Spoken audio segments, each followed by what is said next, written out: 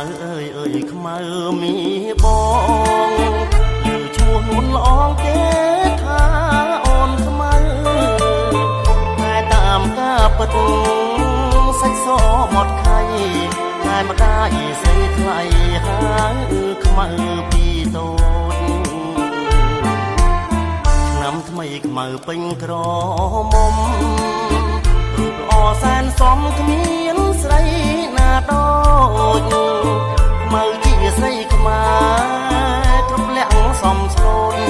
ប្រាជ្ញាក៏ឆ្លាតស្ដាប់ពីម៉ែអើថ្ងៃនេះបុណ្យចូលឆ្នាំថ្មីបងឃើញខ្មៅស្រីអូនរៀបចំផ្ទះបោករៀនទេវតាដាក់ការថ្វាយព្រះដាំស្លរូតរះខ្មៅអើយអើយខ្មៅមីបង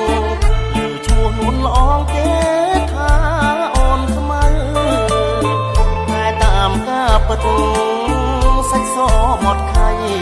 តែម្ដាយស្រីថ្លៃហើយខ្មៅពីតូចឆ្នាំថ្មីខ្មៅពេញក្រមុំរូបល្អសែនសមគ្មានស្រីណាដូចខ្មៅជាស្រីខ្មែរគ្រប់លក្ខសំស្លូនប្រាជ្ញាក៏ឆ្លាតស្ដាប់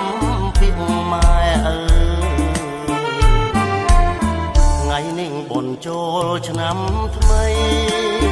បងឃើញខ្មៅស្រីអូនរៀបចំផ្ទះបោករៀនទេវតាដាក់ការថ្វាយព្រះដាំស្លរូតរះ